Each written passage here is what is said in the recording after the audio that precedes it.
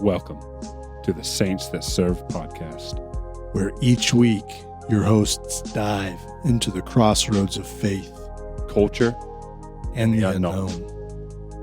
Christ is Lord, and the kingdom is now. We are the Saints That Serve.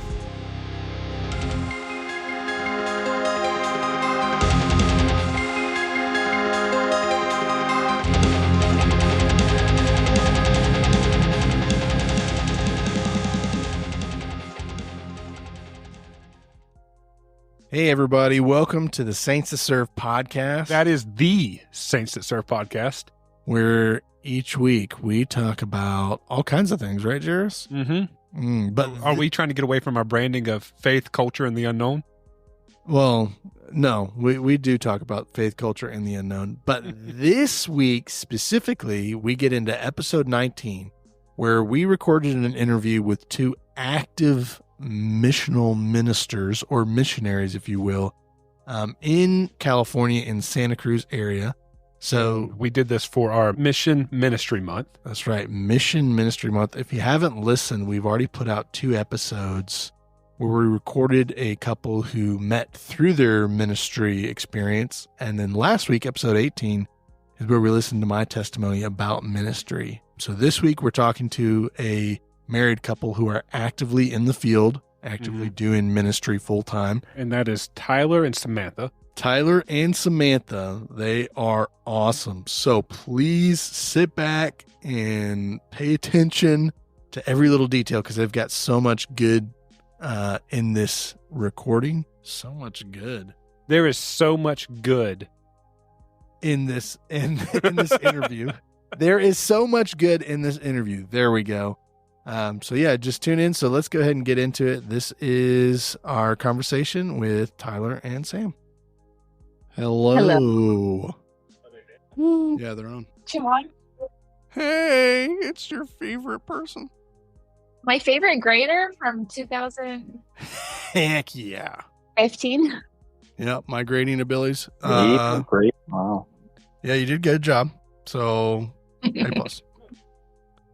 Are you going to be uncomfortable or offended, Tyler, if we reference you as Transition Tyler, since that's your nickname on the podcast? What? We are so excited to have Transition Tyler on this. Sam, do you not know about that? No, I do not. Okay. He gave us feedback from episode 1 about like being more clear when we're transitioning topics. My gosh. And so every single episode since episode 1, every time we transition from one topic to another, we say, Tyler, this is your transition. Oh my gosh. Wow. Yeah. That's great. We will probably reference it at least once, but we'll try to at least make it 50. We'll try and go fine by me. Okay, perfect. All righty. Well, let's go ahead and make this happen. So the first question that we have for you guys tonight is, how did you hear/learn about Youth with a Mission? Go ahead, Tyler. Take that one. Okay. Yeah, I'll do it. I'll go first.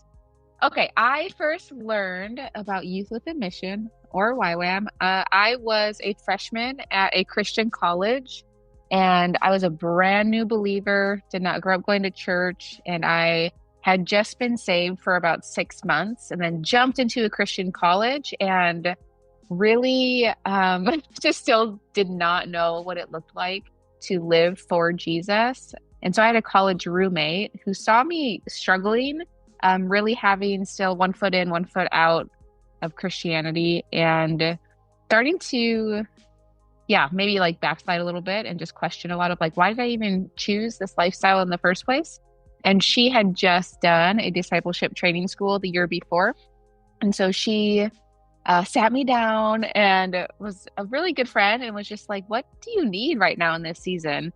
And my answer was like, I just want to be discipled. I want to be poured into. There's so much that I don't know. Like I understood, I had enough humility at that point to realize I didn't know enough to fully follow Jesus. And so she told me about it and basically described it, as like a family that you can enter into for 6 months and just get loved on and grow. And the incubator picture is just what I picture when I think of DTS. I'm going into a safe space to focus on Jesus and really learn what it means to like be a disciple. And so it was through a college roommate who had just done her DTS, and she passed the info on to me. Nice. What about you, Tyler? How did you? Yeah, similar background. It was just an old youth group leader. I gave my life to the Lord, over the winter of my senior year of high school, like during winter break. And then the day that we came back at the youth group that night, a friend of mine who was a junior high youth leader had just gotten back from YWAM. And he was like, hey, man, what are you doing after high school? I was like, I don't know. I just gave my life to the Lord and I'm trying to figure it out. He's like, oh, I think this would be a great next step for you. And so, yeah, I talked with him for about an hour at an In-N-Out afterward. And he was like, yep, let's, I was thinking, yeah, this is what I need to do. So we did it. So you got into missions and you got out of sin. And got out of sin. Amen. Sin. Yes. And still go to In-N-Out all the time. Perfect. You know that we don't have any of those over here on the East Coast. So I've never had In-N-Out before. Oh, shoot. Oh, really? Yeah. Oh, wow. Like I'm trying to think if I have had it. I don't. If I did, it didn't leave an impression with me. We live in the land and the home of God's chicken. So Chick-fil-A, yeah. I mean, grew up. Yeah, we don't have those out here. Wait, what's your burger place there? Like, what's your go-to burgers? Oh, burgers specifically? Yeah. Burger King. No. It's normally like a smaller. Well, I guess now it's Five Guys because Five Guys has blown up over here. Mm-hmm. Oh, yes. Okay, I just looked it up. They're the closest. There's going to be an In-N-Out in 2026 in Tennessee. There's going to be one. That's the closest. Nice. And then next, afternoon, Texas. Texas, too far. Really, like John said, like there's not really we're not big on burger places. We have the chicken sandwich places. Yeah, we do. We've got everywhere has even if they are not known for it, they have a chicken sandwich just because they're in Georgia. Yeah, I've been on a big chicken sandwich kick for probably about a year now. Well, I mean, Chick-fil-A, it was founded in Georgia, right here, right our back door. Yeah. I didn't know that. Yeah, they didn't invent the chicken sandwich. They just perfected it. That's right. Is what they say. God's manna from the sky. Yeah. So, okay. Well, anyways, so why did you go to the base that you went to? So both of you did go to YWAM Honolulu. 50% of our guests have all come out of YWAM Honolulu, but separately, what's y'all's stories? How did you get to okay, this is the base I'm going to? Well, my answer to that is easy because I didn't know that there were other YWAM bases. Got it. My roommate said Honolulu, and I was like, all right, let's go on their website. I never even went and explored other bases, not even on my radar.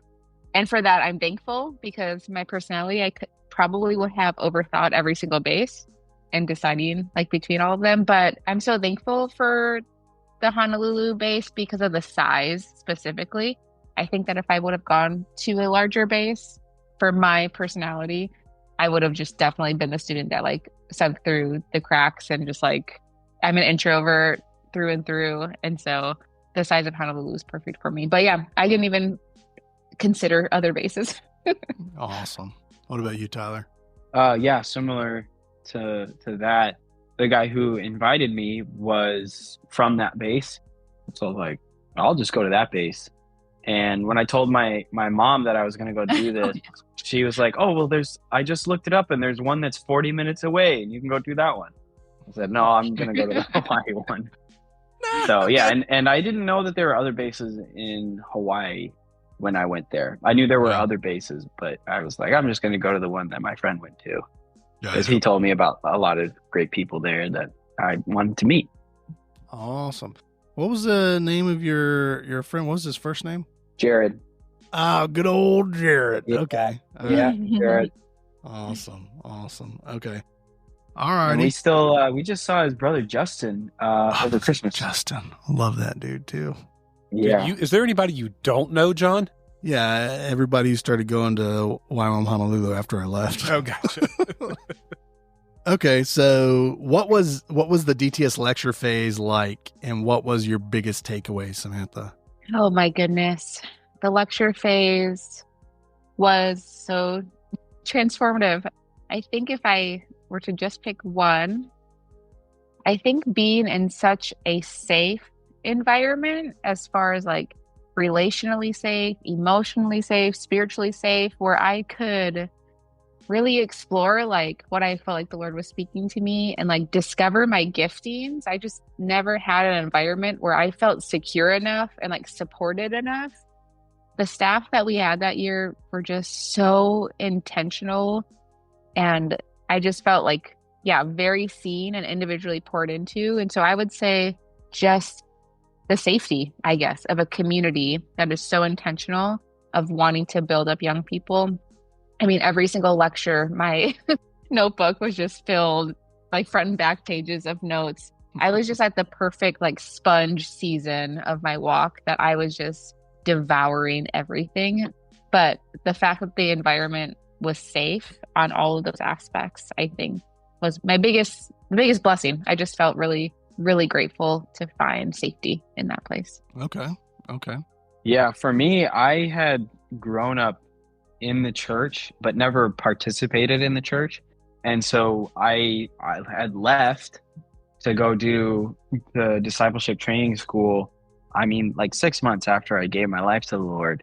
So for me, it gave me like a really strong foundation for ministry, for yes, what it looks like to be a Christian, but also like building that foundation for ministry, building that foundation for participating in your Christian communities. So like, what does ministry look like? What's the right way to do it? What's the wrong way to do it? How can we be more intentional with, all of that? And yeah, it was really foundational for me in that regards. So would you say that was your biggest takeaway, was just like it gave you a solid foundation? Yeah, a solid foundation for like ministry, for acting out my faith. Okay, awesome. Yeah. Alrighty. And I remember y'all's school. I think like half of the staff on y'all's DTS was students in my DTS. Yes, that's right. Yeah. So like that that's the turnover. It's like at least, 40% to 50% of the people that go through a discipleship training school, they come back to YWAM and do something else, be it a secondary school, or they staff or volunteer or whatever. So it is a really cool, like, to see how God meets you, gets you fired up, and gets you at the ground level, gives you, like what Tyler was saying, gives you that solid foundation, and then gives you the drive to turn around and actually be proactive with that. So it's just a little quip out there for anyone listening. Okay, next question. So this one has to do with your outreach. So what was outreach like for you guys? And if you want to tell us the places you went, and then kind of give us what your, what was it like? Where did you go? What was kind of the mission ministry stuff you did while you were there? And what was your biggest takeaway from the outreach phase? I went to the Philippines, and I went to 3 different cities. And the first half of the ministry was working with young girls who were taken from their home because they were deemed unsafe. And so it was a girls' home with about like 30 to 45 little girls. We would go, it was 3 different houses. They were split up, and we would live with them. So life on life discipleship, doing the chores with them, making breakfast with them, doing homework.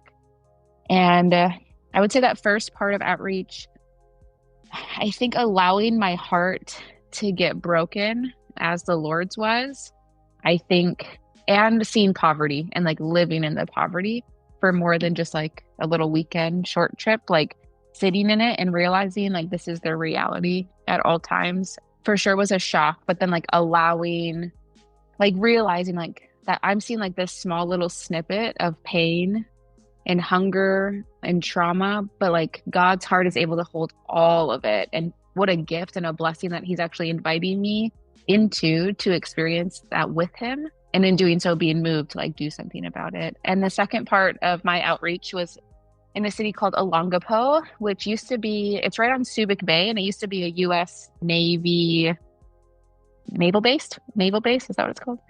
And from that, there is, because when sailors used to bring their boats there, it started a huge prostitution industry, which is still alive and well today. And that was another life-on-life discipleship house where we would go out to the bars and the strip clubs and evangelize and befriend women or young girls, and then invite them to take a part in this safe house.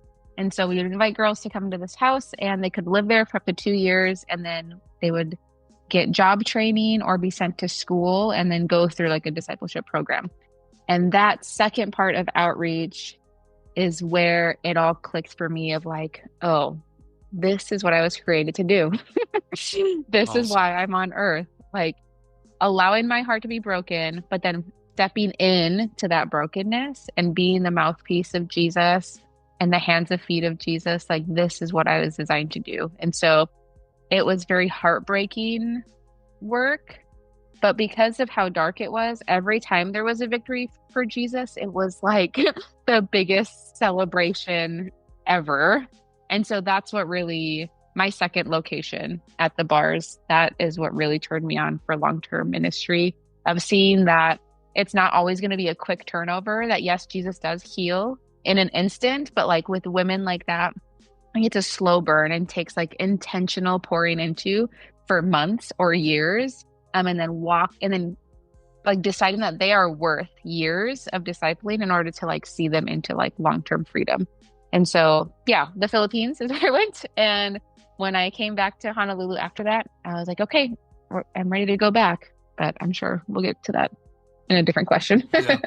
Awesome. Yeah. There are several women, like, I guess you could call them freedom deliverance ministries in Atlanta, because Atlanta is like the third largest sex trafficking city in the world. Actually, I think it's the third one in the world, and it's number one in the United States. But it's crazy because like most of the girls, they might come into Atlanta for the weekend, but they actually live like in the boonies somewhere, like an hour away. And it's really sad because half the stories are, yeah, my mom traffics me, or, my uncle traffics me, or whatever. So it is really, it's one of those ministries where it's like, there's a lot of light shining into it and a lot of deliverance that's happening, but it is hard on your heart just to see the suffering. Because most of the time, these girls, they're being pimped out by family members, someone that they know and they're supposed to be able to trust. And it's just not. That's not the way it is. So it is hard. Yeah. But yeah, I remember you guys coming back and talking about, in as casual as conversation can be about this heavy topic, but talking about like what fruit you had seen and, what kind of work you'd gotten into with all that. And it reminded me from my home. Cause we live, 20 minutes, 30 minutes outside of downtown Atlanta. So we hear about this stuff all the time from local ministries, and it sucks. There's no other way to say it. It sucks. Yeah. So yeah, definitely. But okay. All right, Tyler, we got to hear a little bit about your outreach actually 2 weeks ago, because Sam, I almost said his last name. Not your wife, Sam. Not your wife, Sam. Sam Boy. Yep.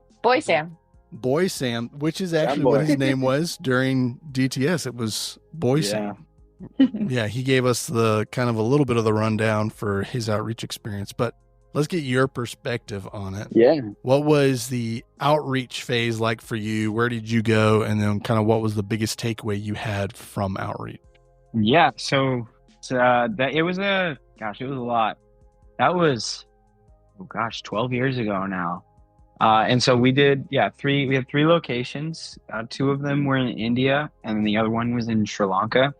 And what I remember a lot was visiting and just helping out in any way we could ministries that were already set up there. Like this pastor had an orphanage that we were able to visit and get to teach and hang out with the kids and encourage them.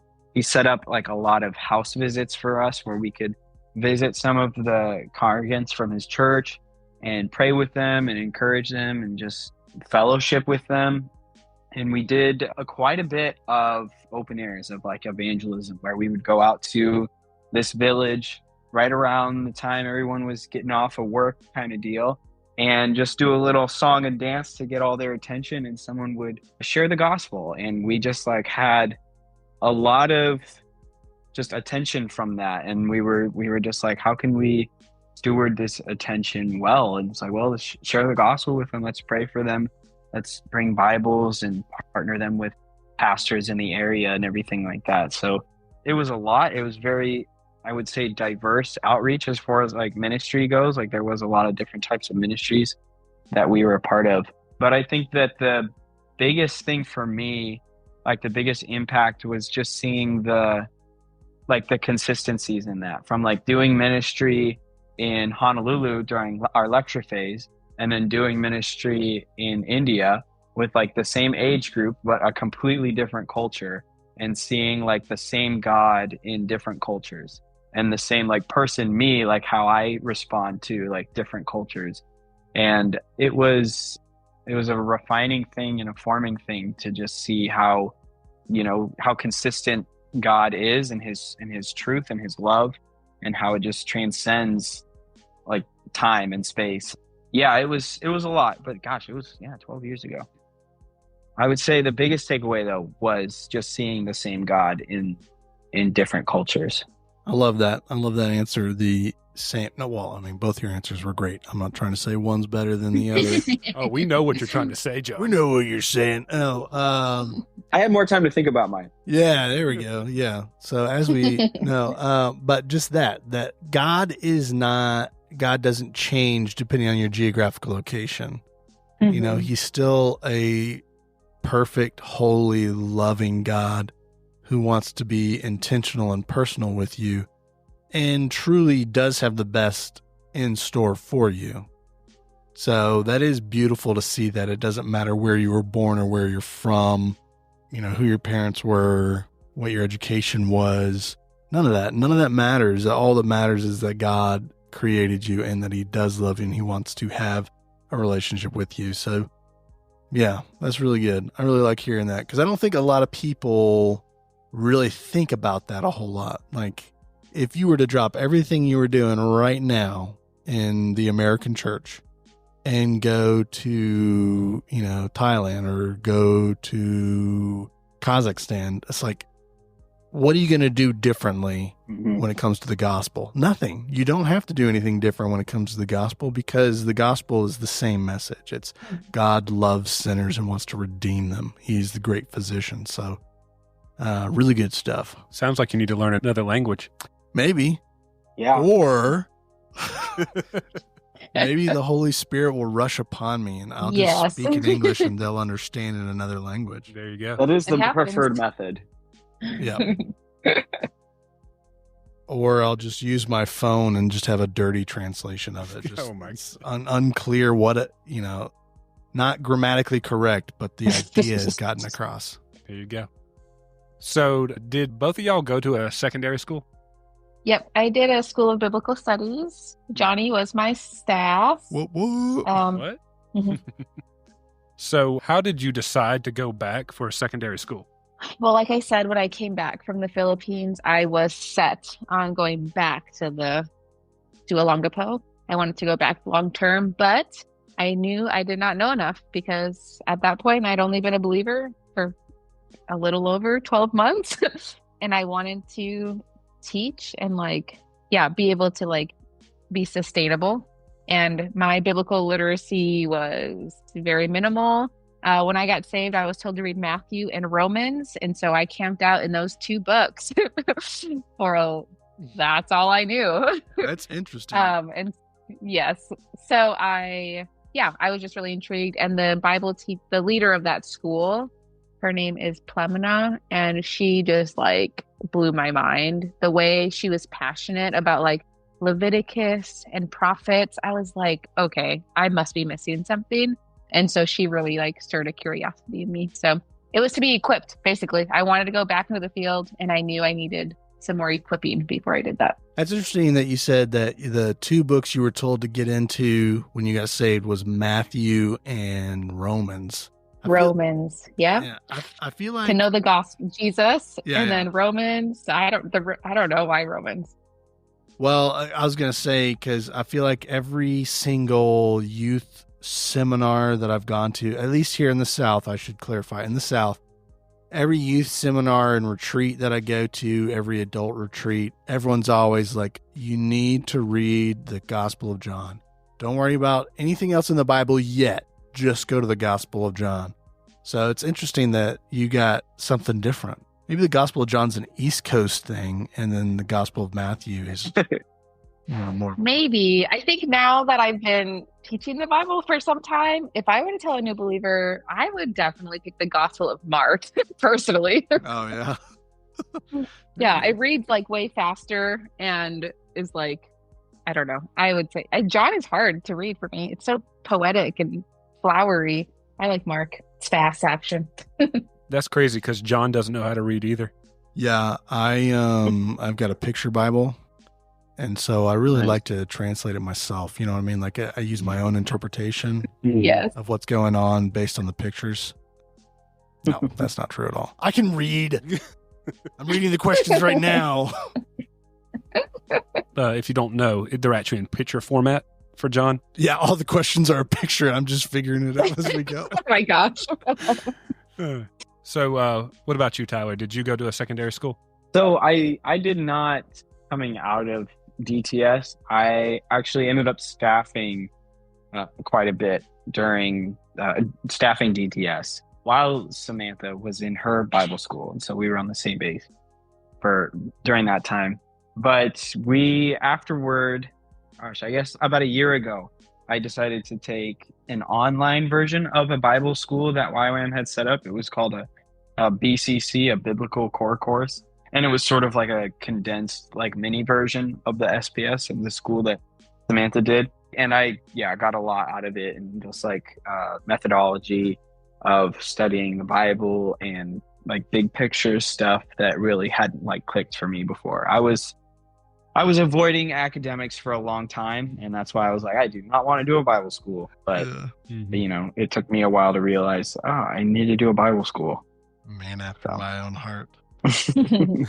Dude, I like, we talked about this in the last episode, but when it came to doing a school SBS, a School of Biblical Studies, not on the radar at all. I was like, nah, that's not my thing. So like when God was like, hey, you're going to go do this, I was like, are you sure? You don't want me to do something easier?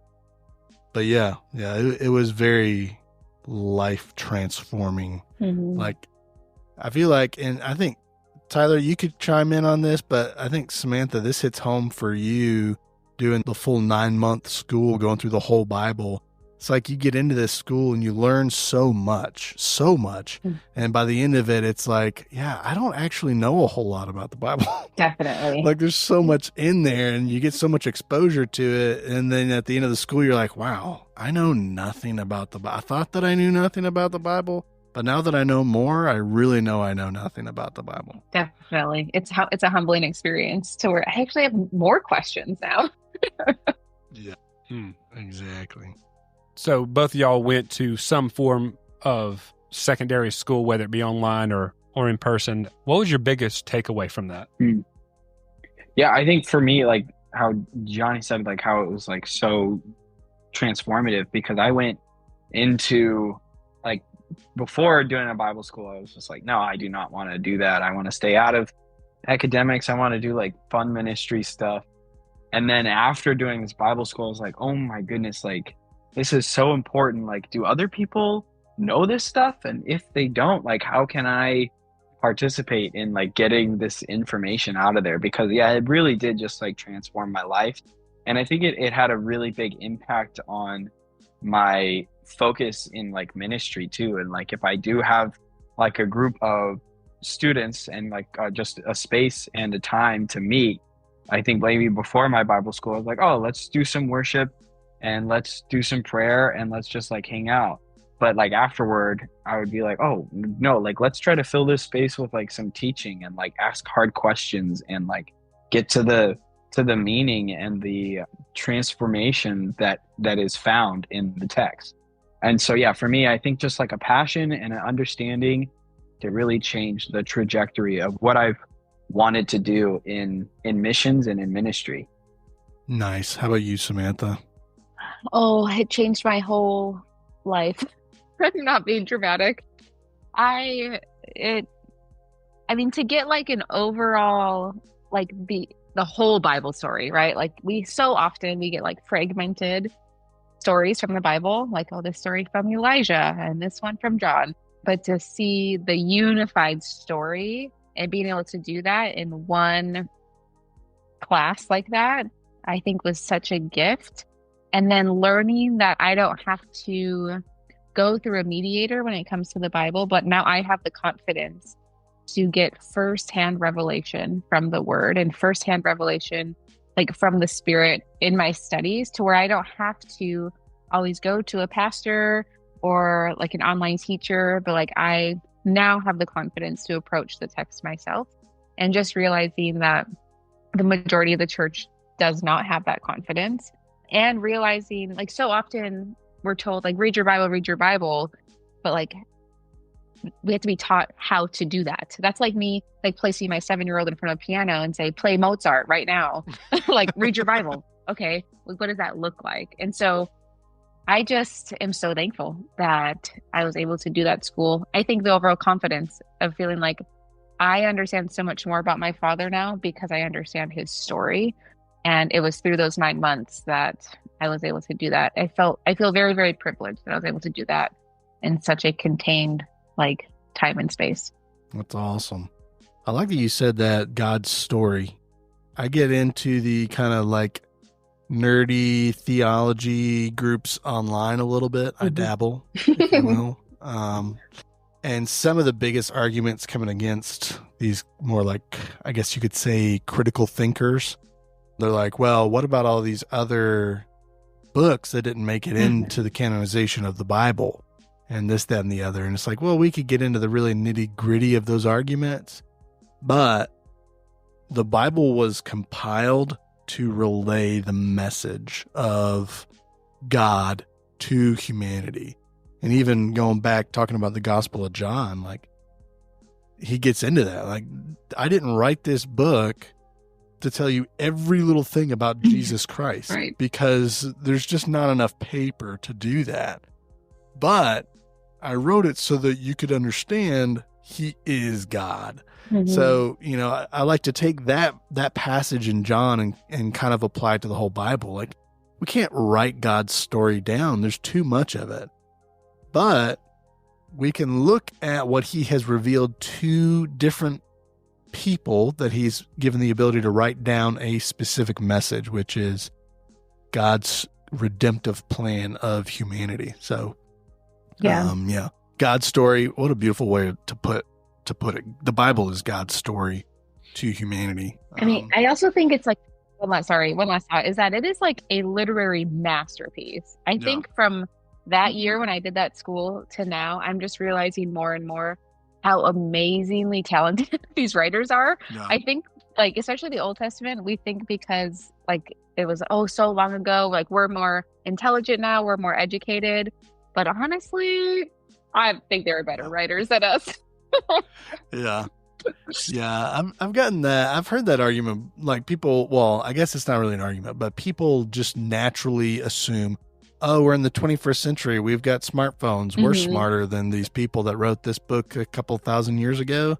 And it's like, well, I wouldn't say we're smarter because we've got these smartphones, but we spend like 6 hours a day just watching videos of people falling off things. So, you know, are we really that more advanced? I don't know. I would say we're actually a lot more dumb because we rely on so much information from outsources. Well, outside sources. Some of us do. Some of us, you know, homestead and I'm sorry that you are smarter than me. Make our own root beer and stuff. Which you like, Jairus? Of education is how good is your homemade root beer. Yeah, dude. Okay, let me nerd out for a second. It is actually, he makes this root beer. It's really good, actually. So I made, this, and the only reason I'm talking about it right now is because of how easy it is. Okay. I made this thing called a ginger bug, and all it is water without chlorine in it, ginger, like the root ginger, and raw sugar.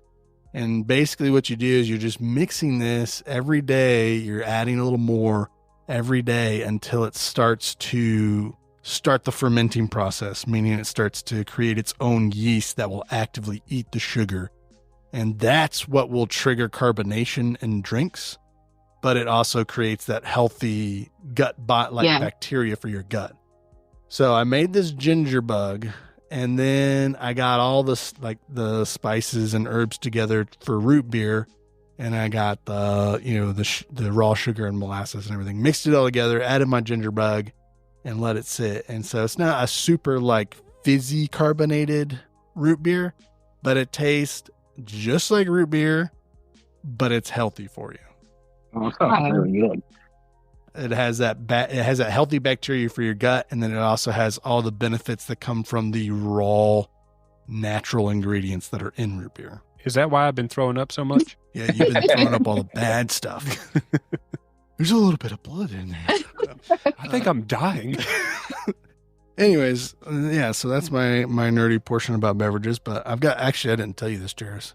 I have some ginger beer that's fermenting right now. So, ooh, then I can throw up even more later on. Yeah, baby. Anyways, okay. So next question: how has your YWAM experience affected your life today? That's a big one. Huge. I think it's just been like a huge part of my life. Like, I think that coming out of high school, I think this is probably true for the majority of people, is we're like forming this trajectory that will like launch us into our 30s and our 40s and stuff like that.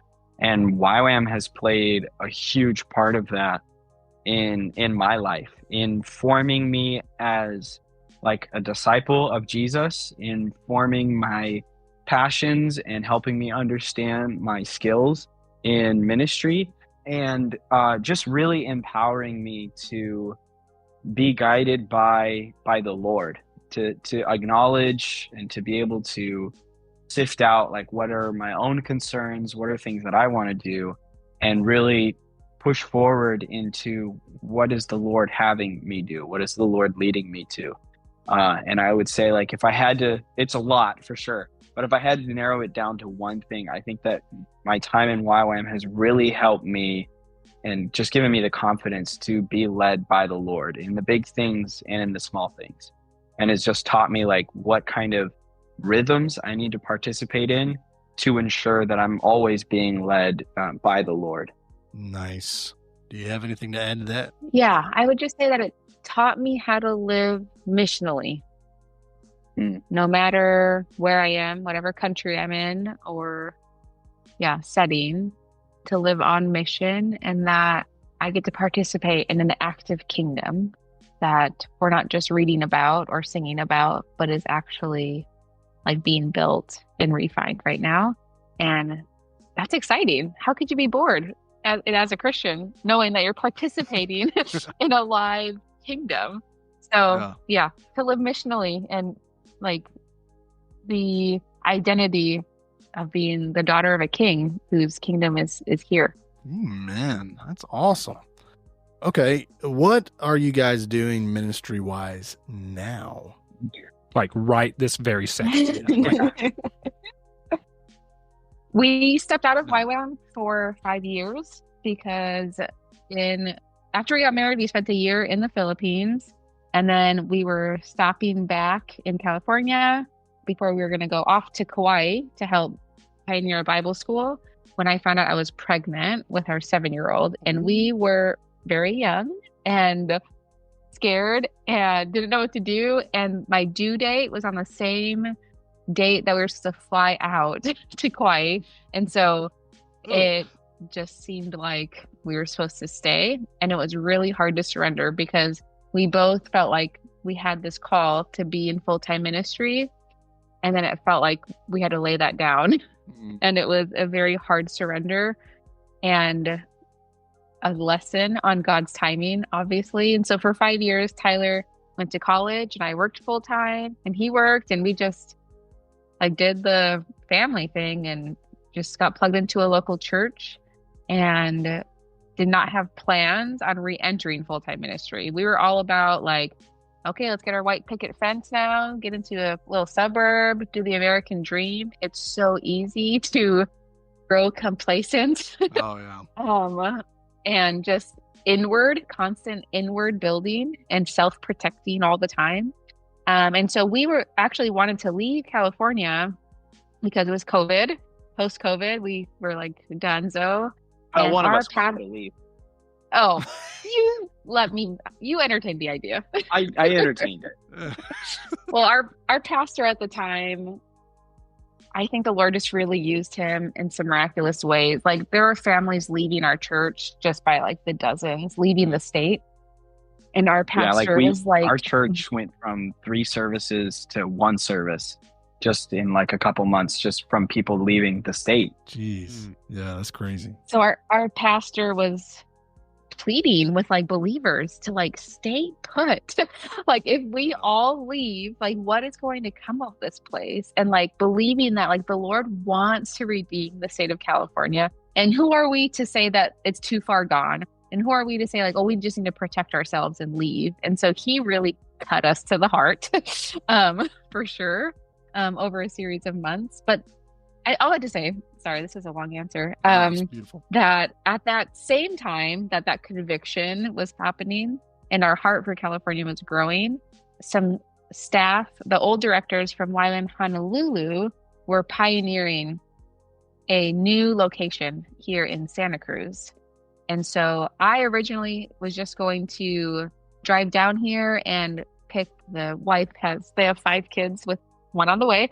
And I was just going to pick her brain, like, what does it look like to do ministry as a family? Like, you know, we were young 20-year-olds last time we were in full-time ministry. And so I drove down here. It's a 3-hour drive from where we were. And my plan was just to ask those questions. And instead, she pitched her vision for a YWAM base and the impact of a YWAM base in Santa Cruz. And I was sold.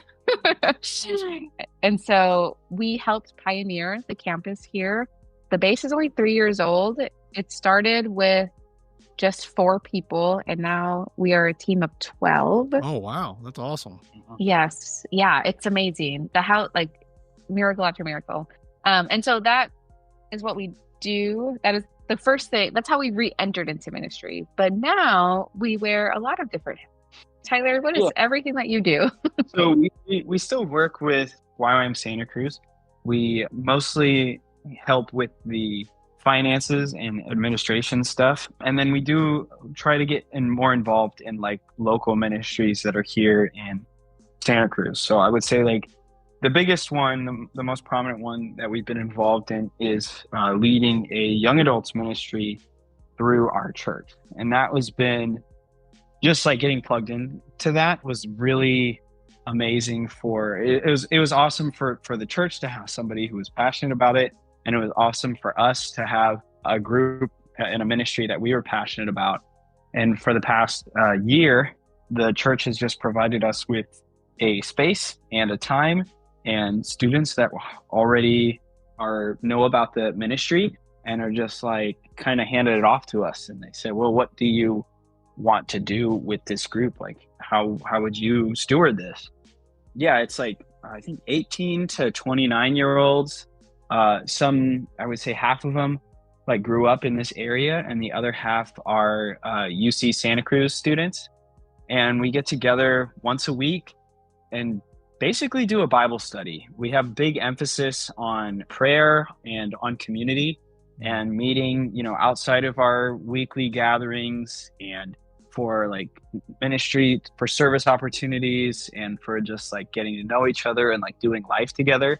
But like our Wednesday nights is centered around asking those difficult questions, especially as young adults that are going to universities that are teaching all kinds of things, sometimes things that people are hearing for the first time, and just creating a safe, responsible place where those questions can be asked and people can be celebrated and empowered to do what they feel the Lord is leading them in, and to just walk alongside them as they are discipled by by the word. So that's been the biggest one, I think, on our hearts lately.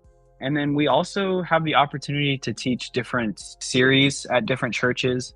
They'll do like, a 6 week something on like Jonah, or this summer we did one on Ephesians that was 6 weeks. And it's just a lot about teaching how we approach the scripture, how we can really see this all as meditative literature from, Leviticus to Psalms to the prophets to the epistles. And just helping empowered people to be discipled by the word themselves. Did I miss anything, Samantha? Everything we do is based on teaching biblical literacy. It's always just different spheres. So the college students for sure are because it's the biggest group and we see them continually week after week. But then, depending on where seminars are being held, it took us a long time to build credibility in Santa Cruz for teaching and just building real relationships with the churches that have been here.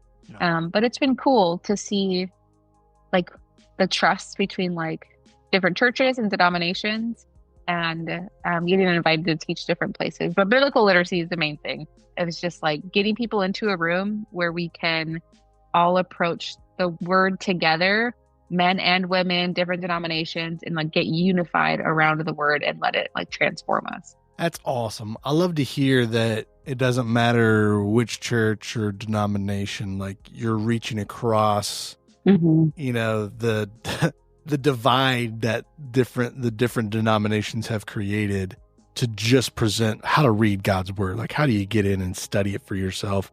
I love hearing that. And that we're all about that here for the saints that serve. It's just get over your little petty differences and be the body of Christ. Go and show the love of Jesus to people.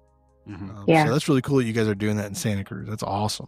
Yeah, and it's been really encouraging for, I think, the ministry and the church leaders around the area when we share with them, we're not trying to teach doctrine. We're pulling the same book that you use at your church, that this church uses, just the Bible. We're just trying to help people understand it and know how to approach it and know the right questions to ask when they do come across hard things. Yeah.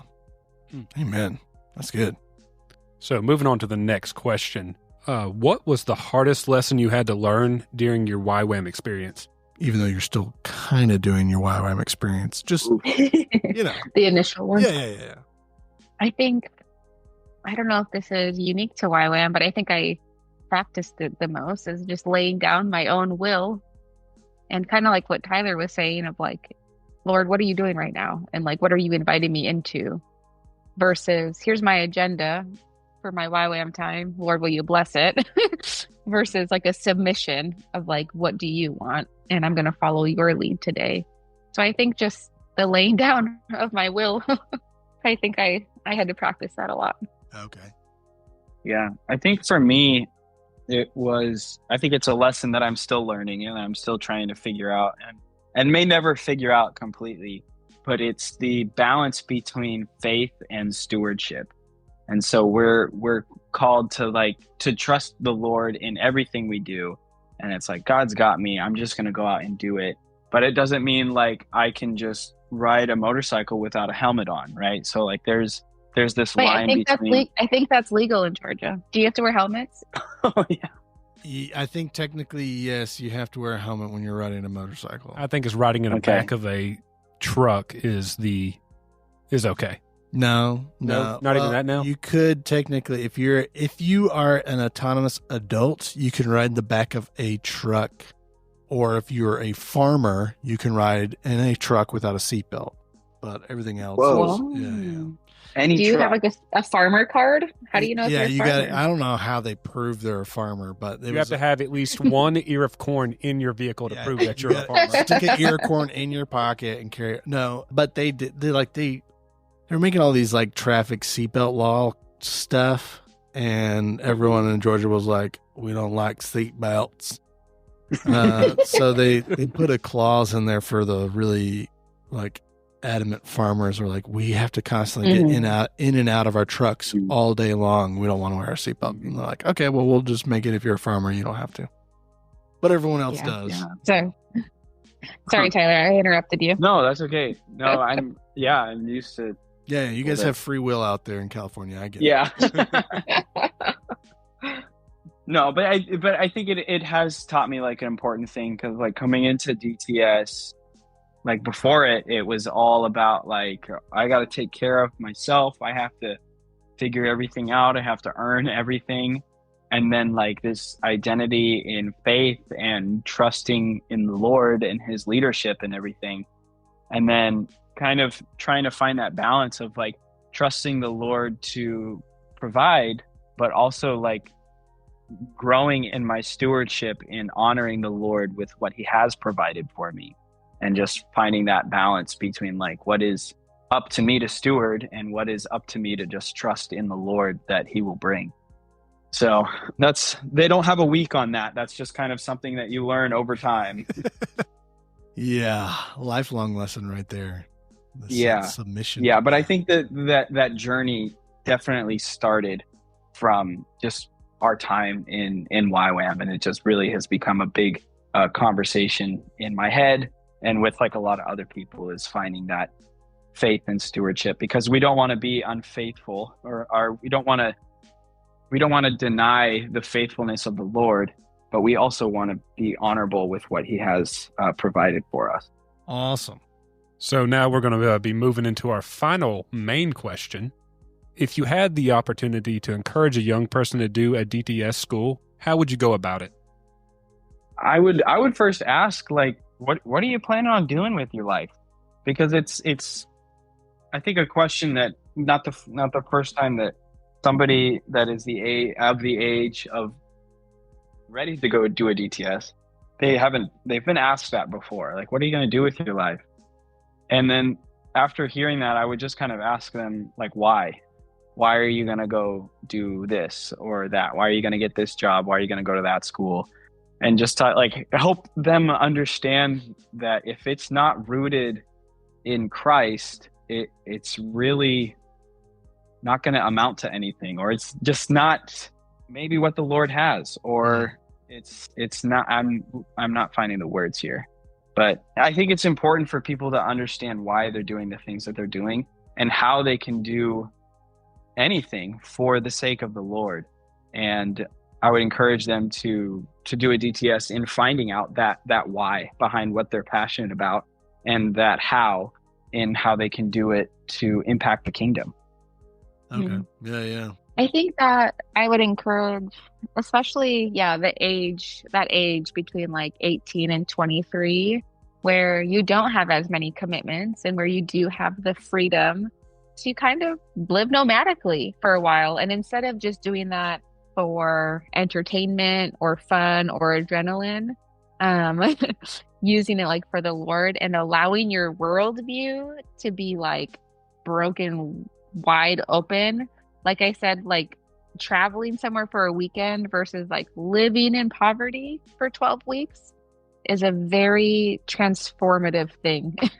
And it makes you view the world very, very differently. And so I think just that unique season of like being that young adult and having like the freedom and giving Jesus, like honestly, like giving Jesus 6 months of your life, giving it all to him for 6 months, like that will not return void, right? Like if you give him 6 months of your life and say, okay, Lord, whatever you want to do for the next 6 months, it's guaranteed to have blessings and joy and adventure and some growing pains. But I think that he's worth it. And I think what a wonderful season and privilege to do that. So yeah, that's good. I want to change my life changing. Can you edit that out, please? Yeah, make that 2. I want to change my answer to ditto. Can you make it sound like it was me saying that the whole time? Yeah, let's just put the voices on those 2. Yeah, we can do that. No problem. We've got AI. No. All right, so we're going to get into just a quick couple little bonus questions. Are we going to transition over to those? Yeah, we'll go ahead and, Tyler, this is your transition. We're going to move over to our bonus questions. We love a good structure. Yeah, thank you. We worked really hard on it. Yeah. So this one, okay, you both have experienced the hurricane that is Johnny. We're going to edit that out because I said my last name. You both experienced me, Johnny. Can you remember your first exposure or experience with me? And yes. What was it like? You took all of the brand new DTS students on a hike. Oh, yeah. And we went out in this lush green jungle, and you started climbing trees and swinging on vines. And I grew up in the inner city, and I was like, what in the world? I haven't ever seen a tree before. I just hadn't seen a grown man like climb them and play in the trees barefoot. Yeah. Well, joke's on you. I was just too poor to afford shoes, so I'm not a total crazy person. Okay, yeah, I remember doing that, so that checks out. Yeah, I did. Yeah, like definitely the adventure all the time. Oh yeah, awesome.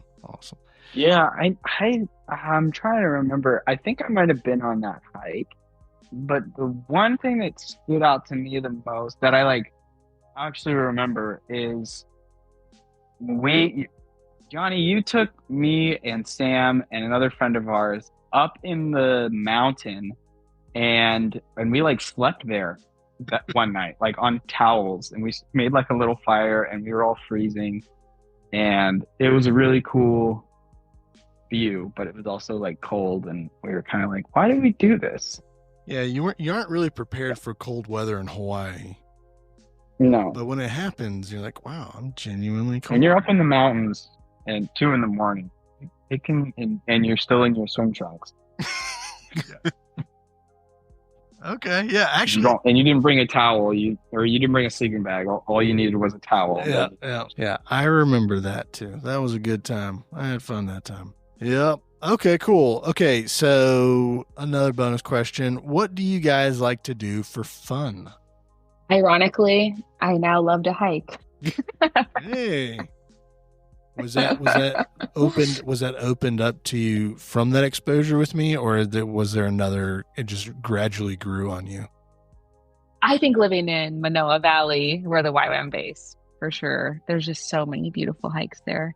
So I think anything outside, we live by the ocean and the mountains. And so being outdoors, doing anything with my family is always great. Or the polar opposite, all by myself on a beach, reading a book with no one else around me. I like that too. There you go. Nice. What about you, Tyler? I too just love to be outside. Anything to get me outside. Try to get my heart rate up though when I'm outside. So I do like mountain biking and disc golf. Play a lot of disc golf with other people and stuff, and a little surfing, little snowboarding here and there. But I would say mountain biking and disc golf are the two. Just get me outside, put me on some wheels, or let me throw some things around. Okay. I'll make a middle note right now. Okay. So this next bonus question, I feel like you're going to both say, I'm not answering that because of how you answered this last question. But if you could only watch one movie for the rest of your life, what movie would it be? And I'm going to add or book. Read a book. If you don't watch movies, let's make that clear. If you watch movies, we for sure watch movies. Okay. Make it about the movie. Well, we argued who got to say this movie because we both love it so much. But Interstellar is for sure my favorite movie. Nice. Yeah, that's a pretty good one.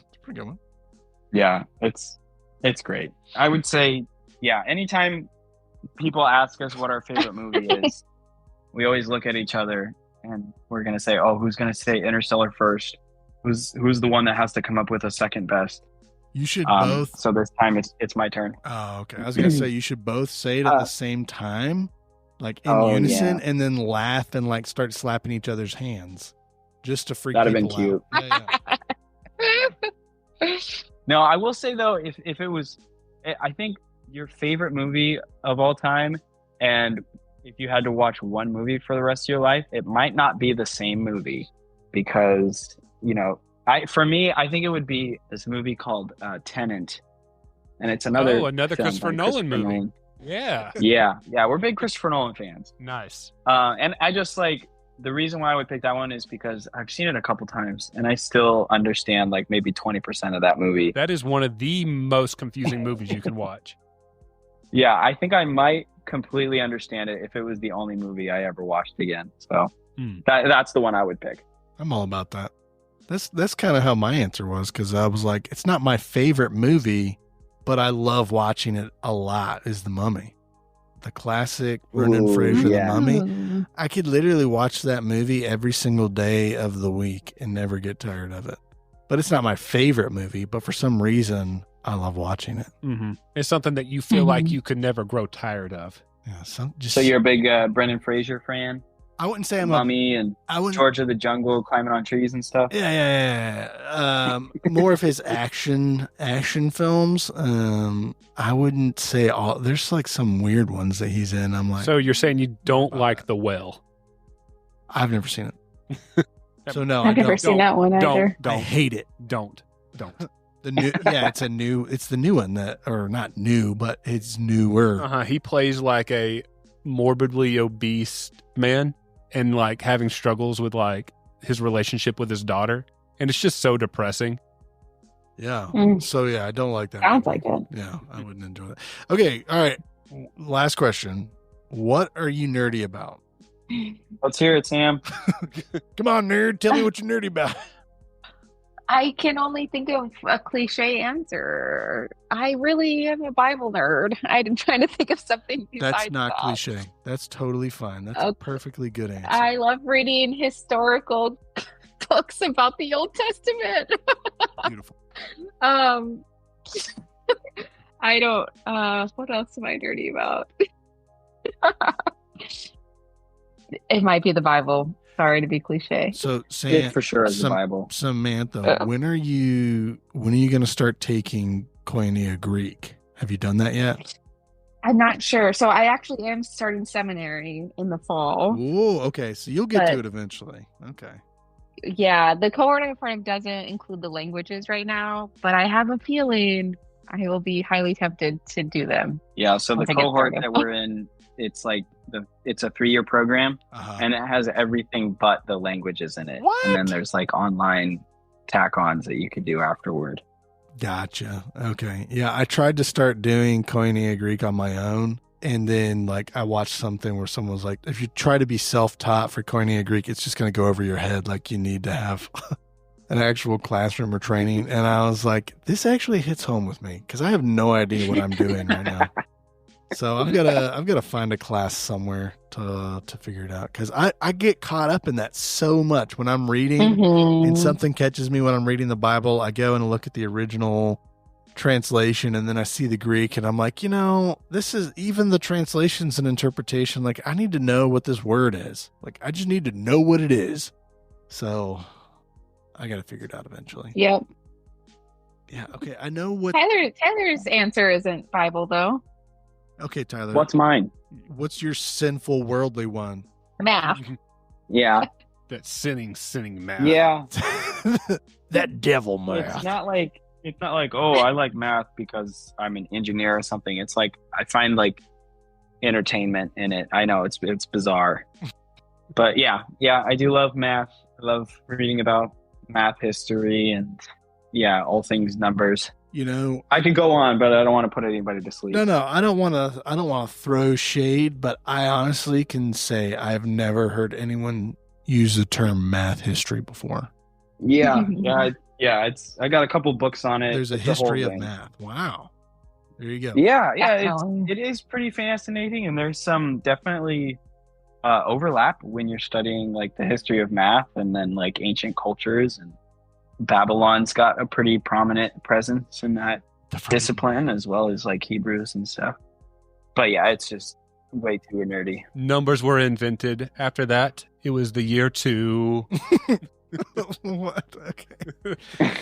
All right. Well, awesome. Well, hey guys, we really appreciate you coming on and doing this with us. We're just trying to get exposure into doing ministry, and not necessarily like doing what we've done with getting out and doing YWAM, although we highly encourage that to people, but just bringing exposure to like, hey, where you're at right now is a mission field.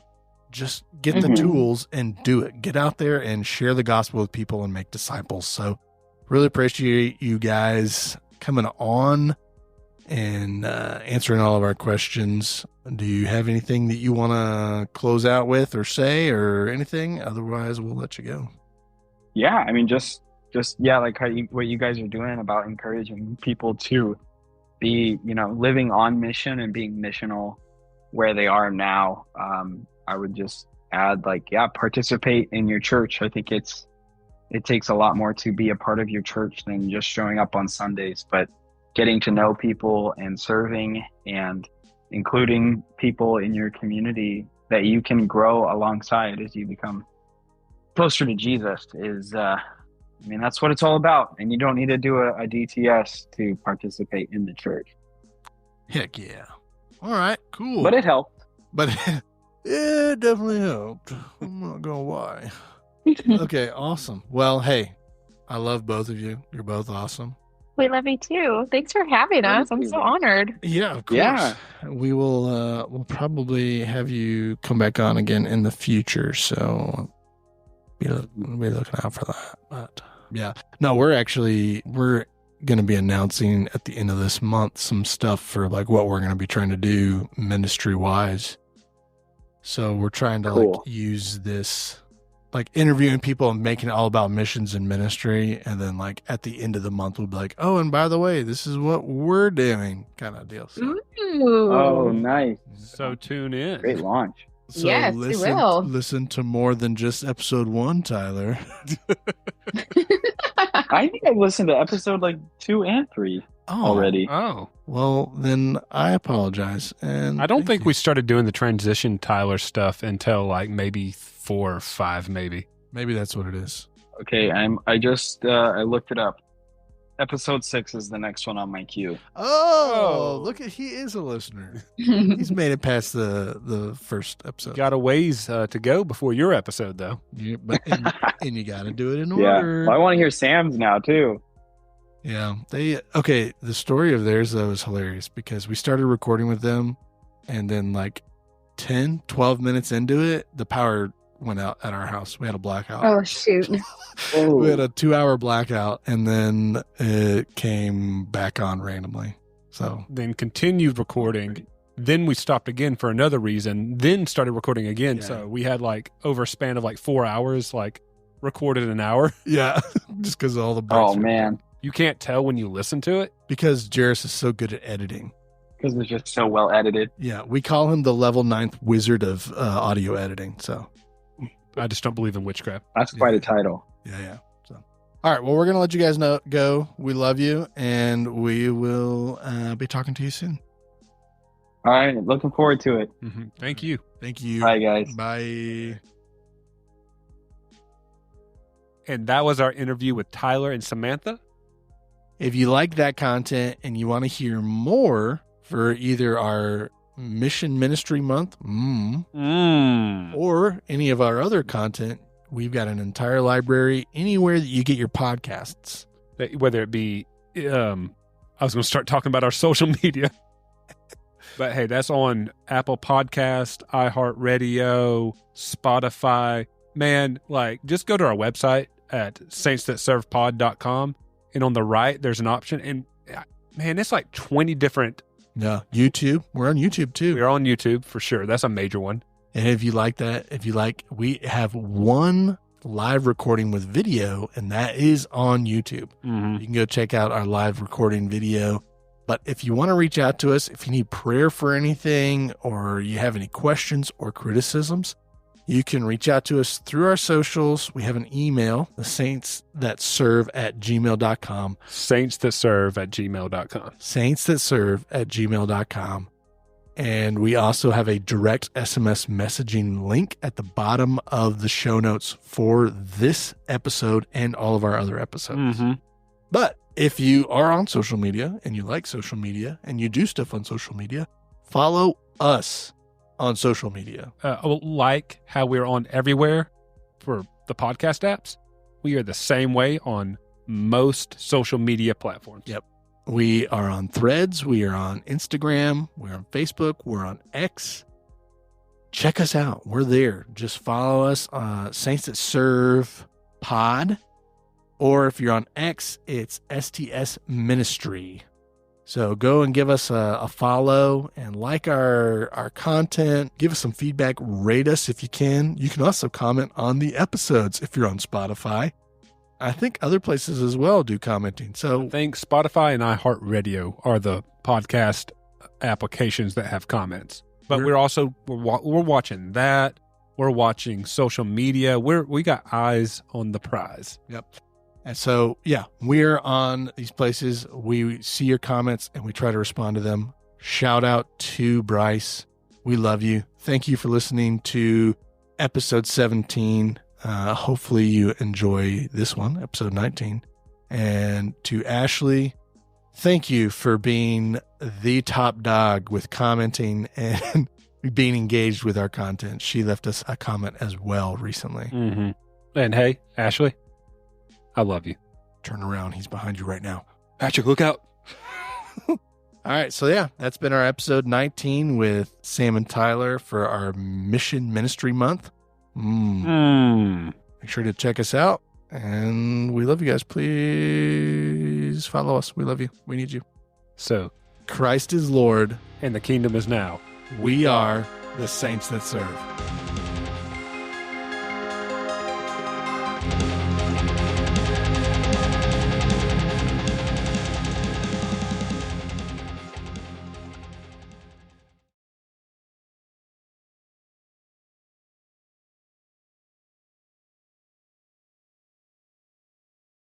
And that was our interview with, I almost said Timothy. That's why Timothy.